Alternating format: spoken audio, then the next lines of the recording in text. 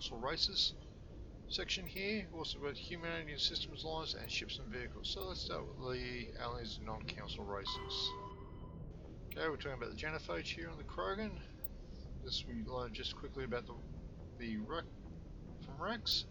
And we've got some entries here for the Quarians, which we'll get from Tally.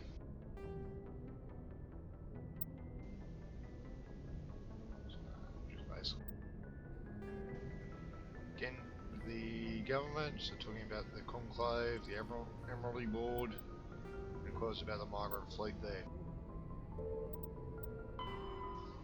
Okay, diplomatic relations. So what the systems alliance is in relation to the others. We've got the military ranks.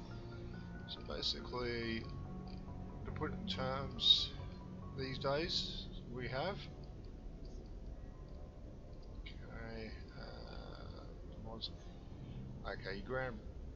so naval and ground forces. So basically, we're looking at the United States Navy and the U.S. Marines, USMC. Basically, there's the two forces here we're using for the system alliance. Okay, your privates, your corporals, your enlisted, or your servicemen for your Navy. Okay, then we look at our NCOs, Service Chiefs, Gunnery Chief, and Operations Chiefs. Basically, there's a Chief Warrant, there's a Warrant Officer, Warrant Officer 2, Warrant Officer 3, or Chief Warrant Officer. Okay, then we go into our officers. So we've got Second Lieutenant, Lieutenant Staff Lieutenant, Lieutenant Commander. Okay, now here's where the lieutenants actually become naval rank, because basically with the Marines it is First Lieutenant, then we're looking at Major, Colonel. So basically it goes First Lieutenant, Major, then we go into Colonels,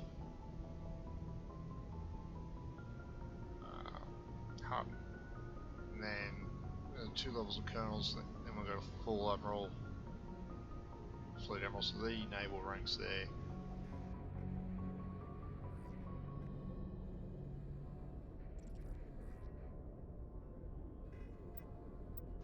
So it doesn't look like you've got anything else there.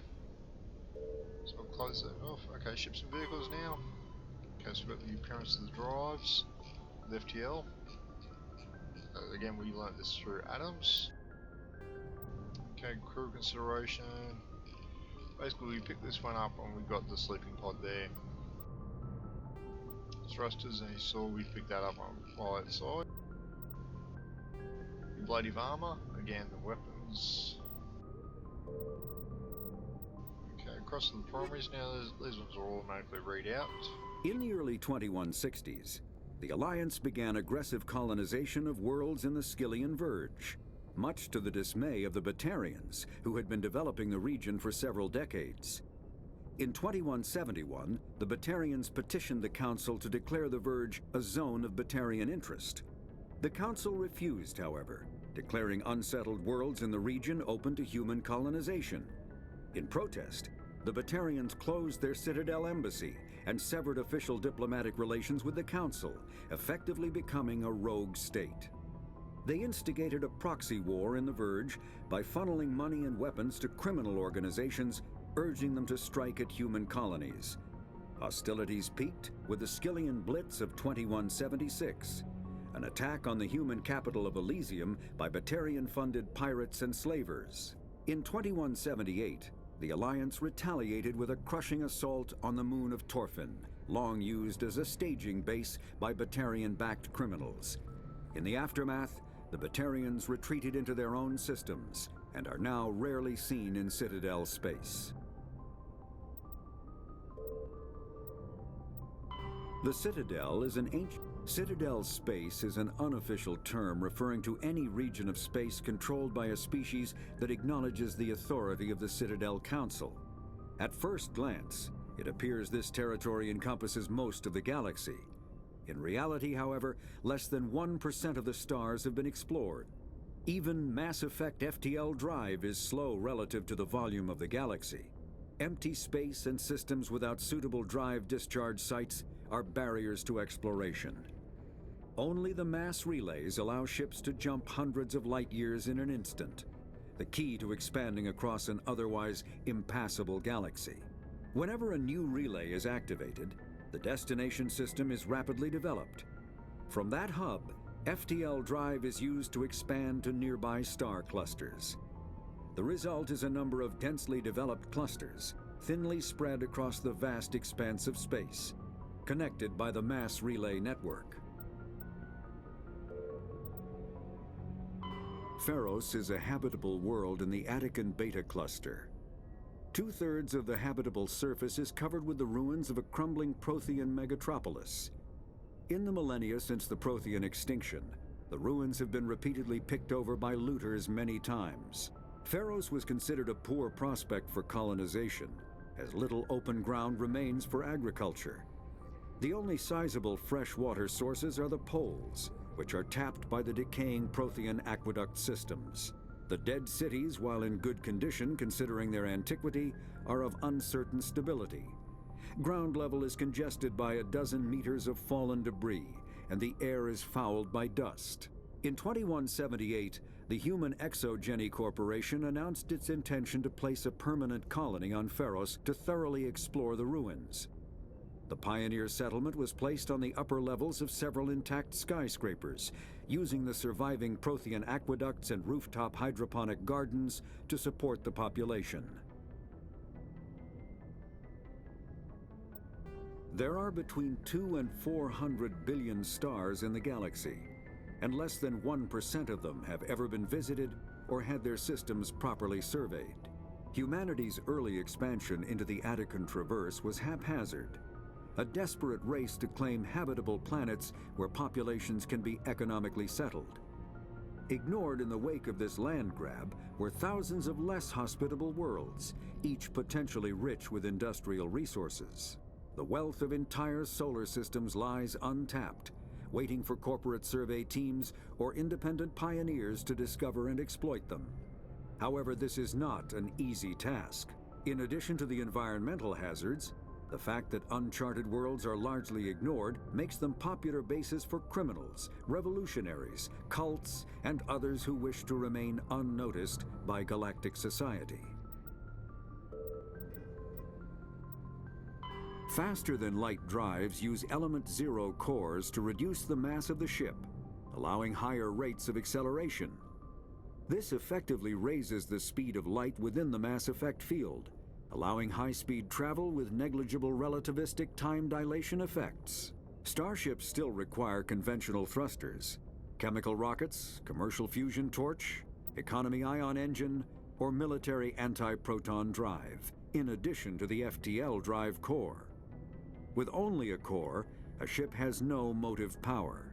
The amount of ESO and power required for a drive increases exponentially to the mass being moved and the degree it is being lightened. Very massive ships or very high speeds are prohibitively expensive. If the field collapses while the ship is moving at faster than light speed, the effects are catastrophic. The ship is snapped back to sublight velocity, the enormous excess energy shed in the form of lethal Cherenkov radiation. Larger warships are generally classified in one of 4 weights. Frigates are small, fast ships used for scouting and screening of larger vessels. Frigates often operate in wolf-pack flotillas. Cruisers are middleweight combatants, faster than dreadnoughts and more heavily armed than frigates. Cruisers are the standard patrol unit and often lead frigate flotillas. Dreadnoughts are kilometer-long capital ships mounting heavy, long-range firepower. They are only deployed for the most vital missions. Carriers are dreadnought-sized vessels that also carry large numbers of fighters. Smaller vessels are almost exclusively used in a support role to the warships during combat. Fighters are one-man craft used to perform close-range attacks on enemy ships. Interceptors are one-man craft optimized for destroying opposing fighters. The Normandy is a prototype starship developed by the Human Systems Alliance with the assistance of the Citadel Council. It is optimized for scouting and reconnaissance missions in unstable regions using state-of-the-art stealth technology. For most ships, the heat generated through standard operations is easily detectable against the absolute zero background of space. The Normandy, however, is able to temporarily sink this heat within the hull. Combined with refrigeration of the exterior hull, the ship can travel undetected for hours or drift passively for days of covert observation. This is not without risk. The stored heat must eventually be radiated, or it will build to levels capable of cooking the crew alive.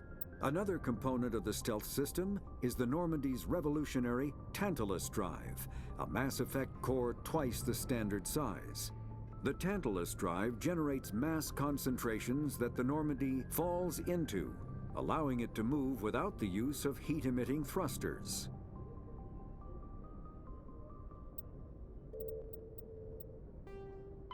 Combat hard suits, a mass accelerator propels a solid metal slug using precisely controlled electromagnetic attraction and repulsion. The slug is designed to squash or shatter on impact, increasing the energy it transfers to the target.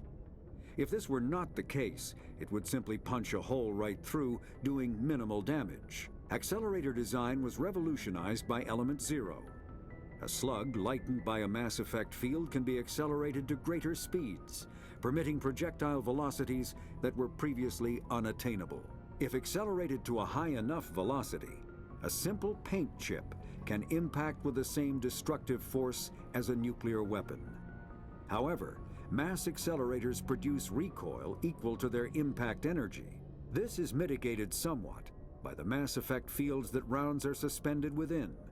But weapon recoil is still the prime limiting factor on slug velocity.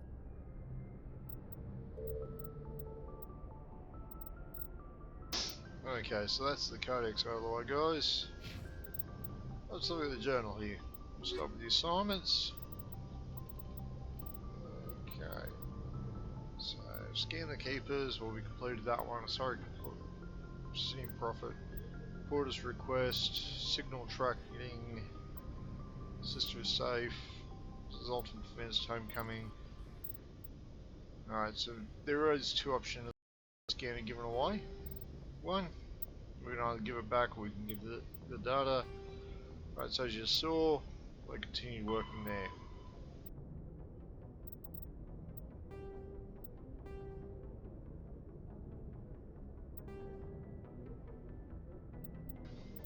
So as you can see, we spoke with Julie to start with.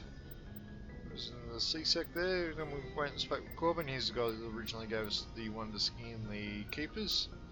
Then we spoke with Julie again, after we spoke with Corbin to find out what was going on. There's that. Now we've spoken with Michael here. Unusual readings, strange transmission. Now these are basically ones we'll come across. So hostile takeovers, the one from Helena Blake, which we got in last video.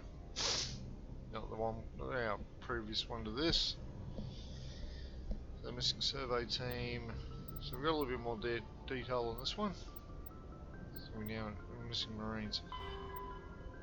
Oh, here we go. No, this one here is the Artemis Tower. This one here is Hades Gamma. Okay, so this is the Exogeny team here. If we go back to the missions, so we can see we've got the three new ones here. We've got Find Liara Tassoni, we've got Navera with the Geth, and we've got Pharos with the Geth. Okay. So basically, go to Pharos, go to Navera, or go to the Artemis Tower cluster. Okay, so we've got going there. We've got a few in that cluster there we can do. In fact, we might. So basically, what we might do is missing Marines. Just see if there's any others in the Artemis Tower area. Okay, let's row.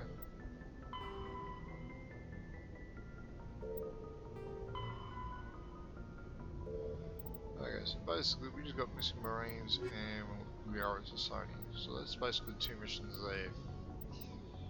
So that's all for that lot, and I will see you in the next run through where we pick up. We do either the missing Marines first or we go find Liara Tassoni. Hope you enjoyed this run through, and I'll see you in the next one.